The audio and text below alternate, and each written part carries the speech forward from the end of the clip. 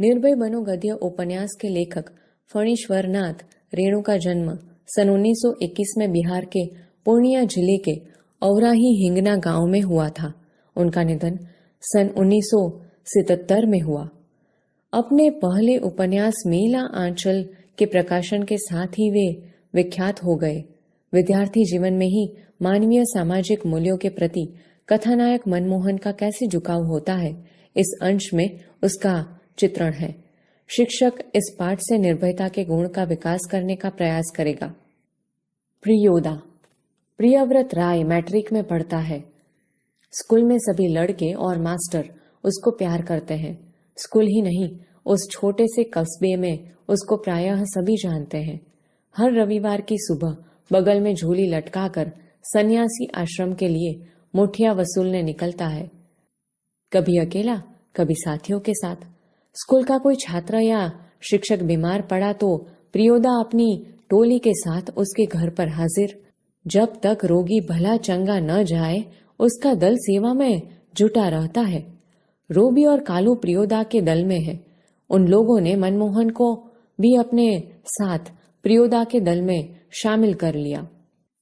हर शनिवार को परमान के उस पार बालूचर पर प्रियोदा के दल के सदस्य स्कूल की छुट्टी के बाद जमा होते हैं। खेल कूद, गाने बजाने के अलावा प्रियोदा दुनिया भर की खबर सुनाते हैं। रविवार का प्रोग्राम तय करते हैं। किस मोहल्ले में कौन जाएगा मुठिया वसूलने, किस बीमार की सेवा करने कौन कौन जाएगा। उस दिन मनमोहन का परिचय देते हुए कालू ने कहा था, प्रियोदा, यह मोना मनमोहन खूब तेज लड़का है, क्लब का सदस्य होना चाहता है। प्रियोदा ने मनमोहन को सिर से पैर तक देखकर पूछा, भारतवर्ष के एक ऐसे आदमी का नाम लो जिसे लोग भगवान का अवतार समझते हैं। महात्मा गांधी। ठीक है, तुम पढ़ लिख कर क्या बनना चाहते हो? प्रियोदा का दूसरा सवाल। मनमोहन चुप रहा, फिर बोला, वकील। सभी ठठाकर हंसे, लेकिन प्रियोदा गंभीर ही रहे। बोले, ठीक है, बीमार लोगों की सेवा करना जानते हो? सीख लेंगे। शाबाश, यदि रोगी हैजा से पीड़ित हो? मनमोहन चुप रहा, क्योंकि हैजा के नाम से ही उसे डर लगने लगता था। गाना जानते हो?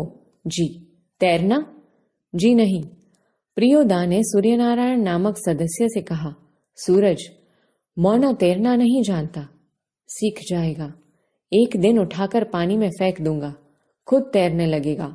सभी हंसे। सूर्यनारायण पढ़ने में कमजोर था, लेकिन शरीर उसका मजबूत है। रोज 100 दंड बैठक करता है। उसके साथ ही सूरज पहलवान कहते हैं उसको। दल के सदस्यों को तैरना सिखलाना उसी का काम है। उस दिन सभी ने नए सदस्य मौना यानी मनमोहन से गीत सुनने की इच्छा प्रकट की। मनमोहन पहले लजाया, किंतु जब प्रियोदा ने आग्रह किया तो उसने खखार कर गला साफ किया। कौन गीत गाए वह? उसने शुरू किया, राम रहीम न जुदा करो भाई, दिल को सच्चा रखना जी। गीत समाप्त होने के बाद प्रियोदा बोले, वाह, बहुत मीठा गला है तुम्हारा। कालू, तुम प्रभात फेरी वाले दोनों गीत मोना को सिखा देना। सूरज पश्चिम की ओर झुक गया।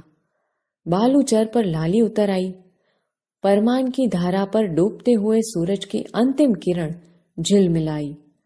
पखेरु दल बांधकर बांस वन की ओर लौटने लगे। प्रियोदा के दल के सभी सदस्य पंक्ति बांधकर लौटे। पुल के पास एक गाड़ीवान तन्मय होकर गीत गा रहा था।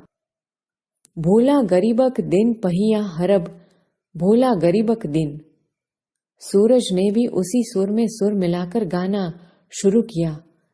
एक टाजे लोटा छल, बेटा छल तीन पनिया पिबेत काल, लोटा लेलक छिन। कृत्यानंद झा ने कहा, विद्यापति की लाचारी है। लाचारी? लाचारी ट्रंठाए। बालूचर के उस पार से किसी ने फायर किया। एक पखेरु बालू पर गिरकर छटपटाने लगा। उसका जोड़ा वकील होकर बहुत देर तक रोता रहा। मटमीले अंधकार में एक अर्दबली नूमी आदमी दौड़ा हुआ आया और मरी हुई चिड़िया के डैने को पकड़कर चिल्लाया, मिल गया हुजूर। इब्राहिम बोला, सब डिप्टी साहब का अर्दली है, साला भारी खचड़ा है। प्रियोदा के मुंह से अचानक निकला, होल्ड। तब इब्राहिम को अपनी गलती का एहसास हुआ। दल का नियम है, कोई सदस्य किसी किस्म का अपशब्द या गाली मुंह से नहीं निकालेगा।